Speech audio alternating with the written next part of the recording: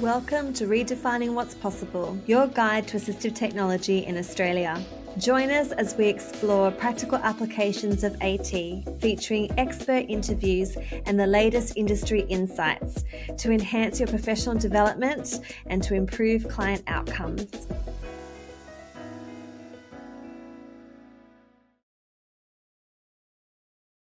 Welcome to this episode of the Redefining What's Possible podcast.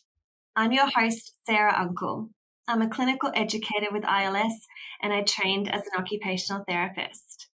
And today I'm joined by Serena Ovens. Serena is the CEO of ATSA. She is a very influential and important person in the assistive technology sector, and I am thrilled I get to have a conversation with her today, and I think you're going to really enjoy listening to our conversation. So, Serena, welcome to the podcast. Thanks so much for having me, Sarah. Oh, it's wonderful to have you here. To kick us off, I would love just to have a bit of understanding of your career background and what led you to be the CEO of ATSA. Well, thanks. It's probably a very different background to most people in this industry. I actually started off as a teacher in education and then moved across country from Melbourne to Perth with my partner at the time. And from there, he was a naval officer. We got posted to Sydney. I got a little bit sick of doing long-term relief teaching jobs and had been doing some photography with one of my teaching friends in Perth and thought I really wanted to change the direction of what I was doing and ended up coming to Sydney and building a photography business. Coincidentally, we got wrapped up and rolled into disability sport very early on in my photography career, and I sort of progressed from there. Did a lot of work shooting Paralympic Games, working for the International Paralympic Committee and the Sydney Paralympic Committee when it came to Sydney, and then also got involved through some of the Paralympic athletes that I met in working and volunteering as a trainer, a pacer on my bike with some of the athletes. It sort of got wrapped up in the disability arena. Really loved it. And then when things grew a little bit quiet around the instigation of the GST and everyone went, wow, we can't afford to pay for all those extra bits and pieces like photography and design, etc., got quiet. And so I went looking for some work to balance my business and got really lucky in that I came back into the industry into a role with the Physical Disability Council as their CEO and spent 10 years there, and then got asked to have a look at this position and thought, wow, what a I guess an honour in some respects to move across into a national organisation. Liked the challenge of the very different role in terms of balancing industry with a charitable requirement. And so, yeah, here I am, nearly 2 years on. Yeah, fantastic. What an interesting background too that led you there. Yeah. Really different, but yeah. Really different, but so good. If you were going to best describe who ATSA is and its purpose in this industry to anyone working in the allied health sector, how would you describe ATSA? So ATSA is both the industry peak body for all of the AT industry. So anyone from those small one-off business owners right through to retailers, distributors, manufacturers of AT equipment. And we obviously represent their interests to government, to the funding bodies, etc. We sit on things like the NDIS's advisory committee for the provider sector, and we ensure that the voice of the AT industry is met and listened to within that. But equally in our charity role, we ensure that not only do we look after industry, but the industry looks after the end user, the consumers of AT, and ensures that they're fairly and ethically treated, that they get the right product to meet their needs, and that they can live a really good independent life. So they're our main, obviously, I guess, ways in which we work. But aside from that, we also are looking to dive more into education. So we believe that education is really important for the sector, for the industry, for people with disability, for all the allied health workers that work beside us, and trying to look at where we can actually increase qualifications for some of the industry that don't have them is an area that we're gradually moving into. And of course, the other thing that we do is we hold our ATSA Expos. So bring the industry, allied health, and end users together to give them, a great idea of what's available, what's new, what's coming, learn about the tech, get together and actually support each other in that idea of, giving people with disability the equipment they need to live a really independent and valued life. Yeah, wonderful. And we love the Expo. Thank you. I'm glad to hear Yeah. it. Honestly, it's one of the highlights of the year in this industry is the Expo. Absolutely enjoyable. So you just talked about the fact that ATSA advocates for both the end users of AT and the suppliers. So what role would you say the therapists play in that ecosystem? So they have a really important role, like everybody, I guess. What we want to do is work together to have all voices in the mix. So supporting the advocacy that ATSA does for people with disability and for the industry, and being able to support the call to ensure that everybody's looked after. Equally working together with us, so understanding where there might be some issues that they're seeing that we can bring to the attention of government or major stakeholders, funders, etc., and ensure that everybody's well looked after in that environment. Really important that we're all, I guess, speaking from the same songbook in some respects. Yeah, But equally, where things aren't going right, knowing that and hearing that from allied health, if they're on the ground in an area where we might not be seeing it, it's really important that they can also talk to us about things that might need improving and where we can work to ensure that the industry can deal with any issues that they're seeing as well. yeah, we all work together because we do all have the same motivation and the same goal at the end of the day. Absolutely. It's an industry where when I go to government, I often get pushback. You're there because you want to make money. Your guys are all about the money. And I think it's one of the few where we see people that really want to make a difference, where their jobs, whilst they are selling a product, and yes, their businesses, they have to make money, otherwise they wouldn't be there, they're actually really engaged in ensuring that the person that they're actually supplying that equipment for gets the right product to meet their needs, understands how it works, is engaged in the whole process, and that the bottom line is they get, the best thing. And I've known commercial businesses to say, "We don't have the right thing for you.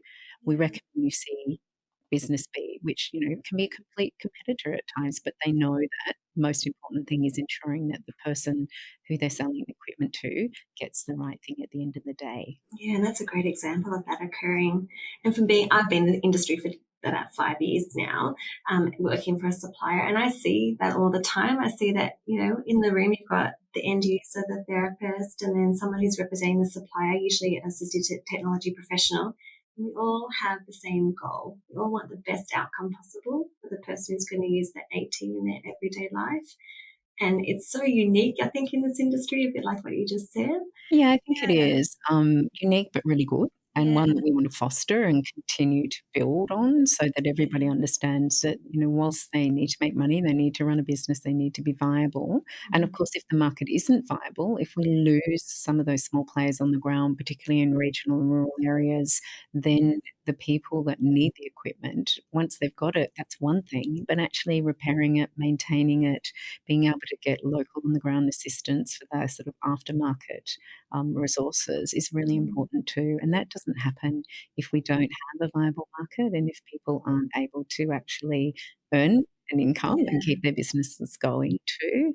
So it is important that we understand that everyone operates because of everybody else and that we're all in that ecosystem together. Yeah, it's good.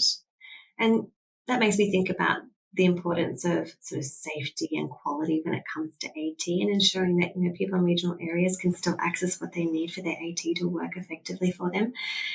How does ATSA work to ensure quality and safety? And from a therapist perspective, like what should we look for when it comes to a supplier so that we know that quality and safety are being well looked into for our clients? So I guess that's one of the reasons ATSA exists is to ensure that our members follow a code of practice Mhm. so that they act ethically, they're doing the right thing by customers, they ensure they understand their rights, Mhm. they're aware that they can purchase something from them, but equally they could go somewhere else and check that they're getting the best value for money, etc. But also, because of that, it means that ATSA members are held to a higher standard. They Mhm. ensure that they're following the rules and regulations across the board. They're bringing products in that are being recognised with the right regulators. So we have the Therapeutic Goods Administrator here that looks at medical devices, and some of our products, like high level wheelchairs and some of the hospital products, must go through those processes Yeah. and be registered as appropriate for Australian delivery. And then there's other industries that they need to, abide by. So when they're doing marketing, they need to follow the ACCC's guidelines and fair work for their own workers, etc. So we ensure that they understand all of those requirements and do their best to work within them and maintain a higher level than perhaps someone selling online and not actually bringing a product that might be legal or safe, or not necessarily following guidelines that they should be. So I would say to therapists, obviously speak to the people that you're working with, ensure that they are doing what they should do, both for ATSA's requirements and for the actual membership in which they hold. Look for a member, because a member holds themselves to a higher standard, and ensure that they're comfortable that what and who they're working with are doing the best by both themselves and the person that they're selling that equipment to. Yeah, that's really good advice. Thank you. So we have talked about the fact that we're all, in this industry for the same goal and wanting the same outcome for end users. Can you give us some advice on collaboration between suppliers and therapists in the prescription process and how to see that run as smoothly as possible? Sure. I mean, it's a really important relationship and one that I think everyone brings expertise to. So therapists in allied health, they know the person that they're working with, that person with disability or the person that needs equipment. They're awfully keenly aware of their actual disability, their requirements, their physical needs, sometimes even, what their homes and environments are like that they're living in. They bring that to the table when they come to a supplier, and the supplier has the equipment knowledge. So they know the technical information about their equipment, they know how to measure it, they know how to fit someone, and they can work together to ensure that they get the right product, the right fit.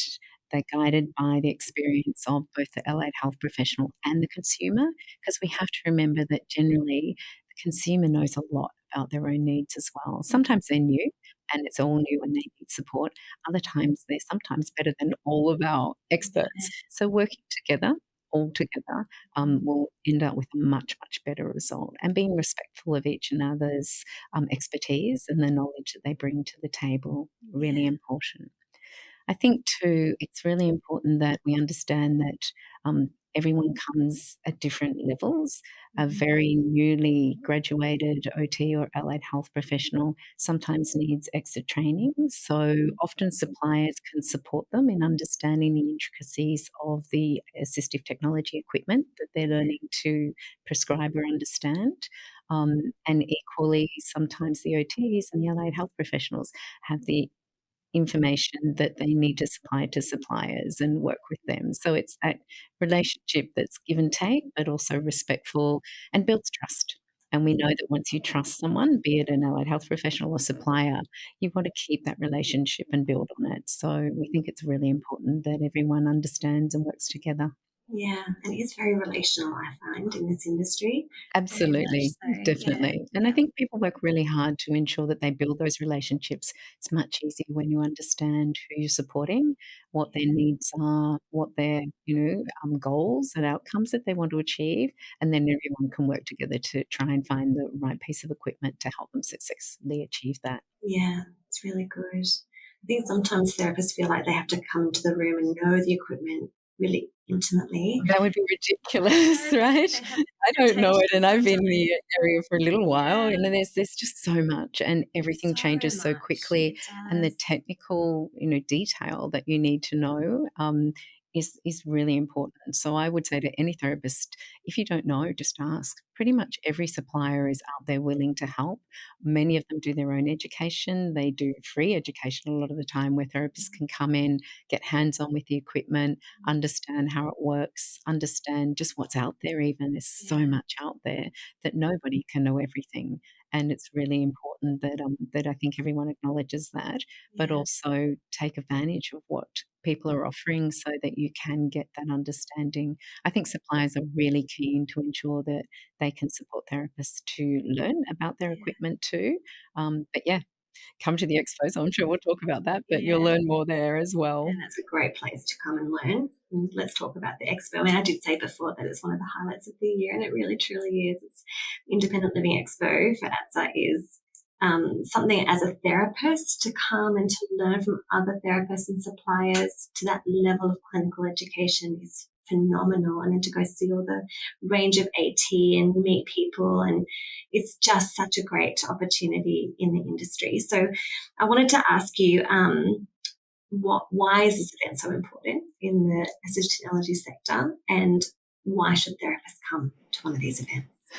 Well, thank you for wrapping them up so well. I feel like I probably don't have to say too much more. Look, I think we're the only organisation that really brings an assistive technology expo or event to Australia.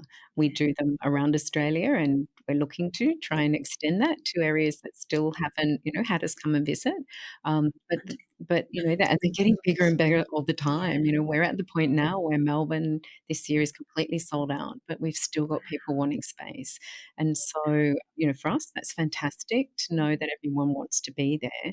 But equally, it means that it's one place that people can go to see as much as is physically possible. Can't see everything because no one can bring all product, of course, but it gives that ability to link to, as you say, as an allied health professional, see the equipment that's out there, see the new innovations that are coming, talk to suppliers and trial equipment on site.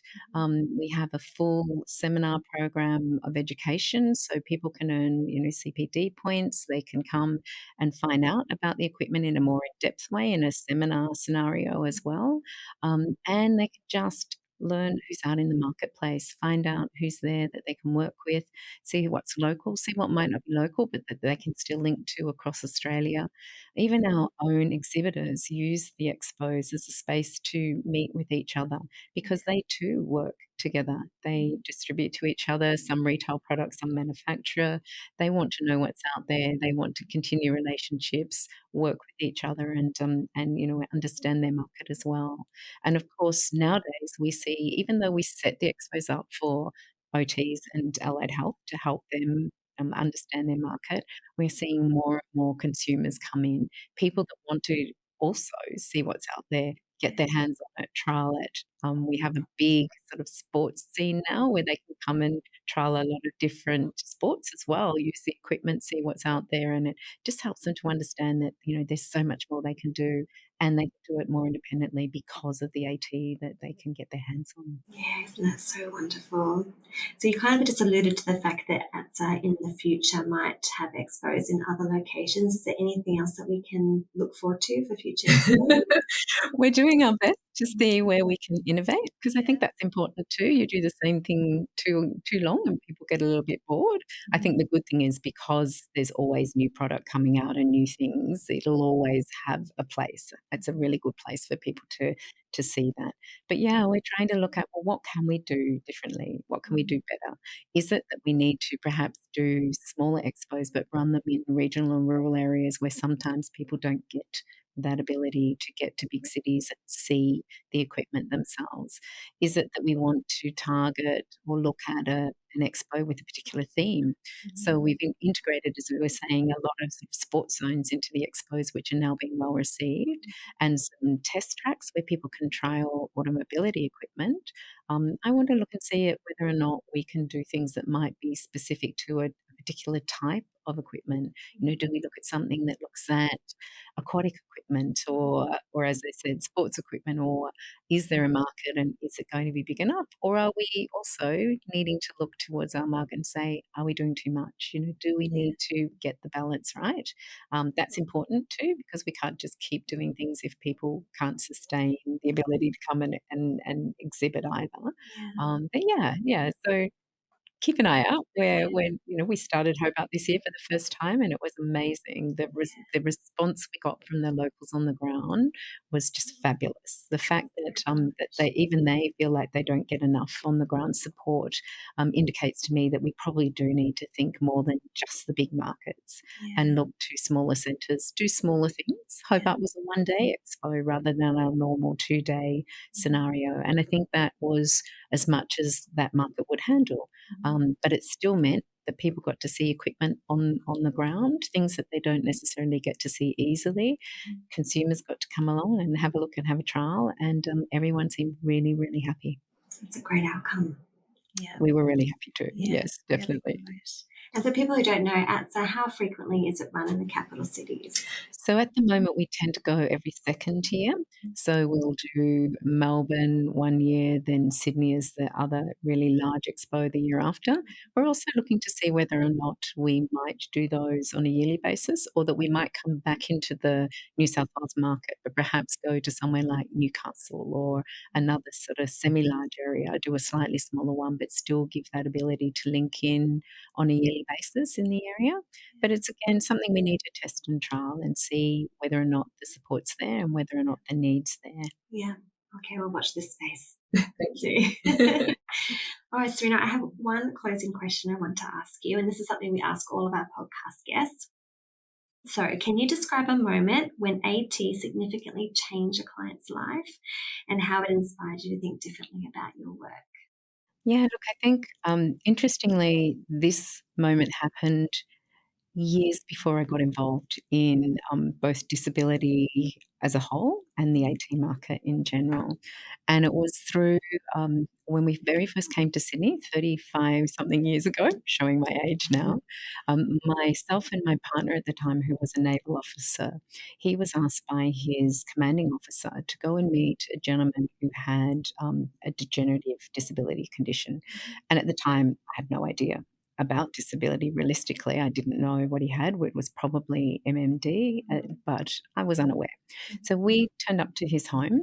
He was a fairly young man, probably in his early 40s, who, as I said, was degenerating quite quickly. And he'd lost the ability to hold anything in his hands. The strength in his hands had completely gone. He was a power wheelchair user, but he was an avid photographer, as myself and my partner were.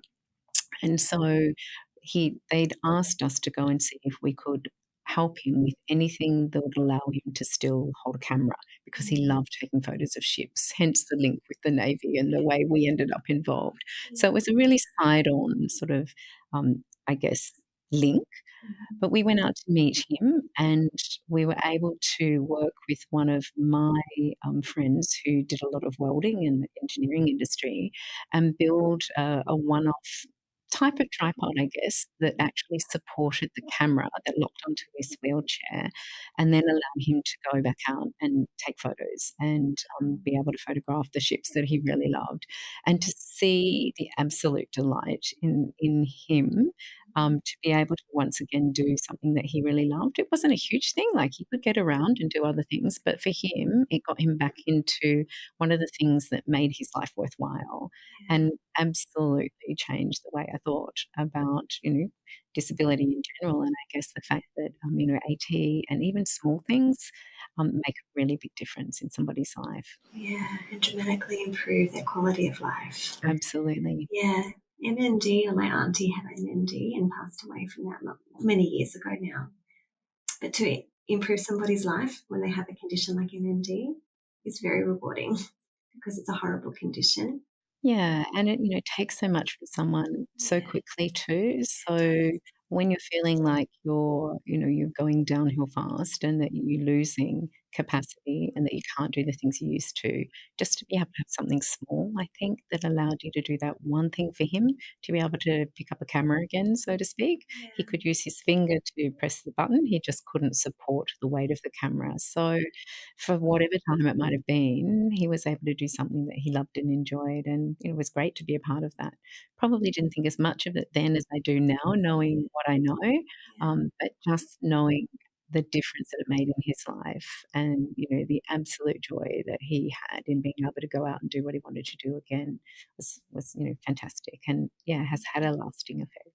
Yeah, it's a really good story. Yeah, I'm sure there'll be lots of people listening today who could talk about similar situations. Absolutely. Yeah. Many of our members and the people that work within their businesses talk all the time about the joy that they see on people's faces and, the moments that they have with families when they've been able to help themselves or their child, etc., get that independence, do something more, be part of a community. It makes such a difference. AT is so important, and it's, really, I think, and beholden on us to ensure that everyone knows that they can get good assistive technology and that they can find something that should help them live independently and get back into being a productive member of society. Yeah, And that's important for everyone's well-being. I think that's my main takeaway of our conversation today, is just around the importance of AT, how it really does add value to people's lives, and that is the motivation behind everybody who's in the industry. Like, it really is a wonderful industry to be in, and it gives you the feel-good vibes. Definitely. Yeah, it really does. Yeah.